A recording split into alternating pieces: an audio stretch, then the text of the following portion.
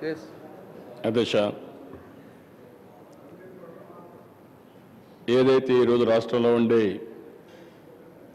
ఇబ్బందులు కానీ ఇవన్నీ కూడా ఈ 9 నెలలు రాష్ట్ర ప్రభుత్వం అనేక చర్యలు తీసుకొని మళ్ళీ రాష్ట్రాన్ని ఏ విధంగా ముందుకు తీసుకుపోవాలి, ఏదైతే తెలుగు జాతి ఇబ్బందుల్లో ఉందో ఈ కొత్త రాష్ట్రంలో వారిని ఏ విధంగా ఆదుకోవాలి అనే దానిపైన చాలా ఎక్సర్సైజ్ చేశాం అధ్యక్ష. దాని ఫలితమే మీరు చూస్తే ఈరోజు ఒక స్పష్టమైన విజన్ కూడా తయారు చేశాం. ఒకటి 2022కి ఏ విధంగా ముందుకు పోవాలి, 2029కి ఏ విధంగా ఉండాలి, దీర్ఘకాలంలో 2050కి ఏ విధంగా విజన్ ఉండాలనేది ఒక స్పష్టమైన ఆలోచన తీసుకొని చేయడం జరిగింది అధ్యక్ష. అదే మరిగా ఈరోజు ఆనాడు తెలుగుదేశం ప్రభుత్వం విజన్ 2020 తయారు చేసి అదే మరి హైదరాబాద్ని బాగా అభివృద్ధి చేసి రాష్ట్రాన్ని అభివృద్ధి చేస్తే ఈరోజు భారతదేశంలోనే కాకుండా ప్రపంచంలో 135 నగరంగా ఇండియాలో నెంబర్ 1 సిటీగా తయారైందంటే అది తెలుగుదేశం పార్టీకి ఉండే విజన్. అదే మరిగా తెలుగుదేశం పార్టీ చూపించినటువంటి చూపించిన దూరదృష్టి. అదే మరి ఎప్పుడైనా సరే ఒక వ్యక్తి ఆరు ఒక సంస్థ లేకపోతే ఒక దేశం బాగుపడాలంటే స్పష్టమైన ఆలోచన ఉండాలి, ఒక విజన్ ఉండాలి, దాని ప్రకారం వర్క్ చేస్తే తప్ప ఇది సాధ్యం కాదనేది తెలుగుదేశం పార్టీ యొక్క సిద్ధాంతం, తెలుగుదేశం పార్టీ దృఢ సంకల్పం.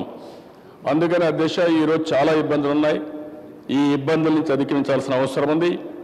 2022కి మీరు చూస్తే భారతదేశం ఆ రోజుకి మహాత్మా గాంధీ పుట్టి స్వాతంత్రం వచ్చి 75 సంవత్సరాలు అవుతుంది. ఈ 75 సంవత్సరాల స్వాతంత్ర దిన సందర్భంగా భారతదేశంలో 3 రాష్ట్రాల్లో ఒక రాష్ట్రంగా ఉండాలనేది తెలుగుదేశం పార్టీ అభిమతం. తప్పకుండా సాధిస్తామనే సంకల్పంతో ముందుకు పోతున్నాం.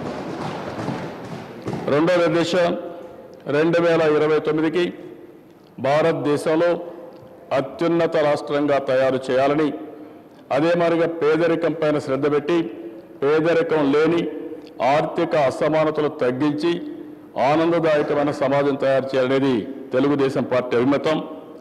అదే మాదిరిగా 2050కి ప్రపంచంలోనే ఒక మంచి డెస్టినేషన్గా ఆంధ్రప్రదేశ్ తీర్చిదిద్దాలనేది తెలుగుదేశం పార్టీ ఆలోచన. ఈ 3 సాధించడం కోసం ఒక నిర్దిష్టమైన ఆలోచనతో ముందుకు పోతున్నామని చెప్పి కూడా నేను మీకు తెలియజేస్తున్నాను. దీనికి కావాల్సింది ఒక పక్క షార్ట్ టర్మ్ గోల్స్ పెట్టుకున్నాం, తాత్కాలికంగా ఉండే సమస్యలను ఏ విధంగా అధిగమించాలి, అదే మాదిరిగా మీడియం టర్మ్ ఏ విధంగా ఉండాలి, లాంగ్ టర్మ్ ఏ విధంగా ఉండాలనో ఒక విధానంతో ముందుకు పోతున్నాం. ఇంకో పక్క ఆలోచిస్తే అధ్యక్ష డెవలప్మెంట్ చేయాలి, డెవలప్మెంట్ చేస్తూనే సంక్షేమ కార్యక్రమాలు కూడా పెద్ద ప్రాధాన్యత ఇవ్వాలి. సంక్షేమ కార్యక్రమాలు చేయడమే కాకుండా ఇంక్లూజివ్ గ్రోత్ రావాలి. ఇలాంటి సిద్ధాంతపరంగా ముందుకు పోతూ అనేక కార్యక్రమాలు తీసుకోవడం జరిగింది.